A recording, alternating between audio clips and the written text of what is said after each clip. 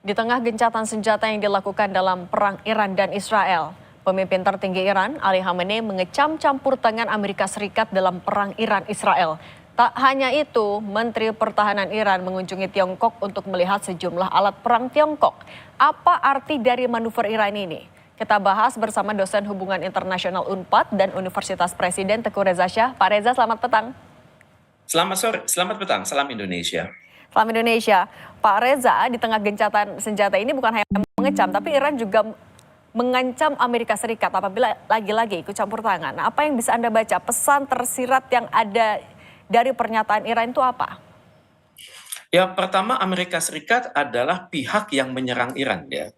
Jadi sebenarnya ini kan perang segitiga. Sebenarnya perang itu antara Iran melawan Israel, tapi Amerika Serikat sebagai pelindung Israel menjatuhkan pukulan yang mematikan kepada Iran.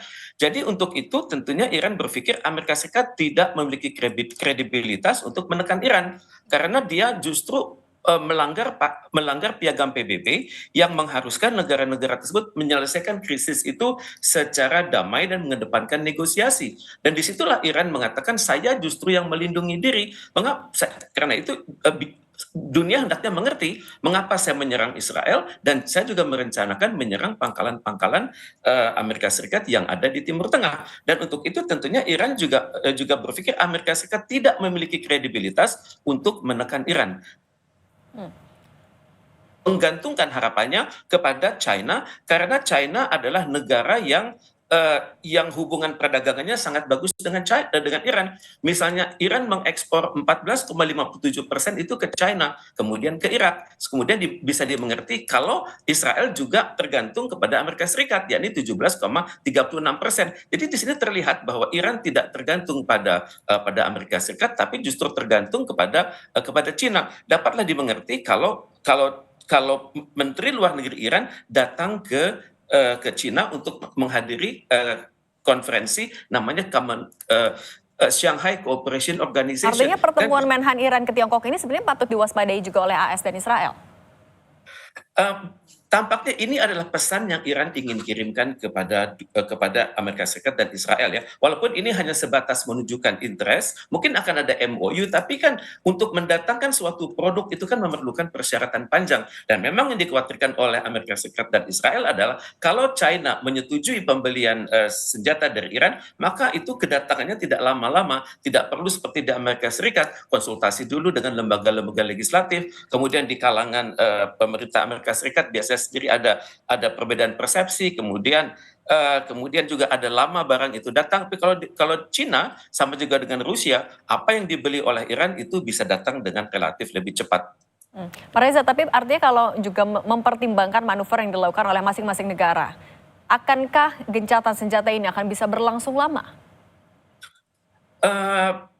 Gencatan senjata ini dapat dikatakan itu sungsang dari awal ya, karena tidak dipikirkan secara sistematis. Amerika Serikat kan sangat ingin gencatan senjata itu cepat, karena ini merupakan pelarian dari konflik di dalam negeri yang saat ini sedang tinggi. Kalau kita perhatikan di media massa, itu aksi demo yang justru mendukung Palestina itu semakin banyak. Juga Amerika Serikat sedang tidak ramah dengan internal di dalam negerinya sendiri, dengan Senat. Presiden Donald Trump sedang tidak akur, kemudian juga dengan Elon Musk juga tidak akur, kemudian dengan pimpinan lembaga intelijen nasional juga tidak akur. Tampaknya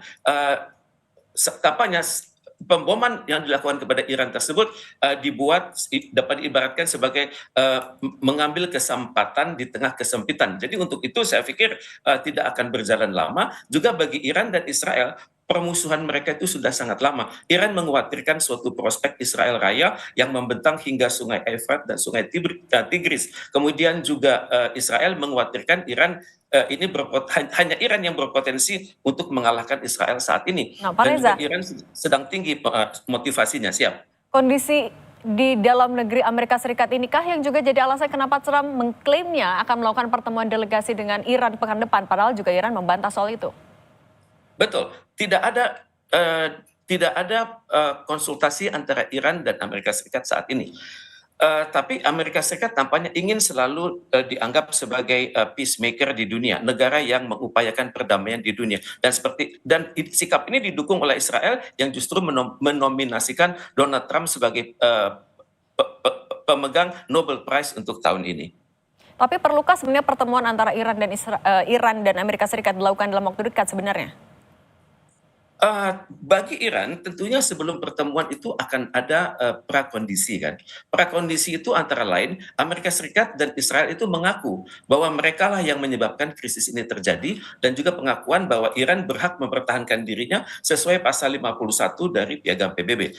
Kemudian menurut dalam pandangan saya Iran juga akan berpikir bahwa apapun perjanjian dengan Amerika Serikat nanti perjanjian damai harus melibatkan potensi dari Palestina untuk menjadi negara yang merdeka, berdaulat dan bersatu, dan selanjutnya juga negara ini akan hidup berdampingan dengan Israel. Walaupun sikap ini masih dipertentangkan di sebagian masyarakat Iran, tapi tampaknya disetujui oleh mayoritas negara-negara di Timur Tengah.